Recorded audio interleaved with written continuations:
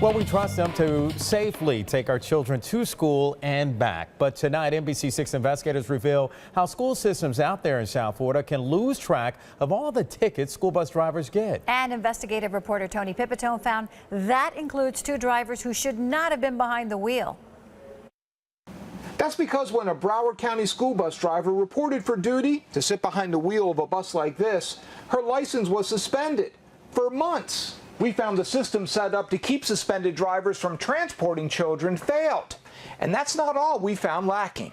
Want to see a mother shudder? Wow. Just show her this. That's dangerous. School buses rolling through red lights. Red, it was red. It happens weekly, at least, at Miami-Dade and Broward intersections that happen to have red light cameras. That's hazardous to the children. It's dangerous. You got that also. We showed one of the 49 Miami-Dade buses caught on red light cameras last year. You see the lights red. To Miami-Dade Assistant Superintendent Stefan Cohn. What caught my eye was the flashes are running.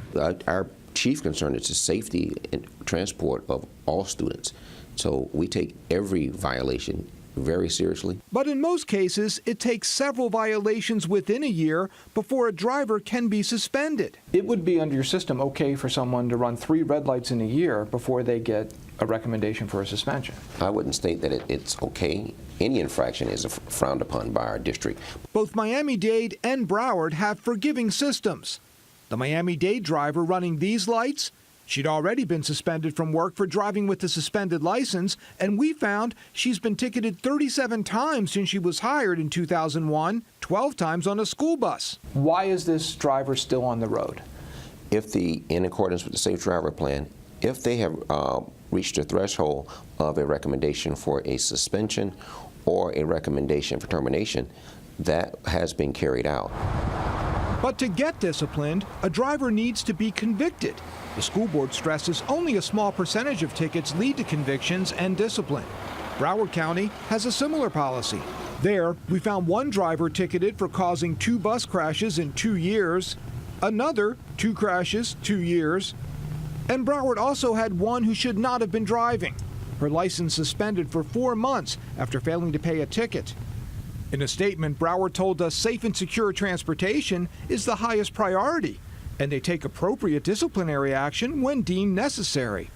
But we found they didn't even know her license was suspended until after NBC6 investigators asked about her. She quickly resigned. Both districts work hard to find enough eligible drivers to fill these seats.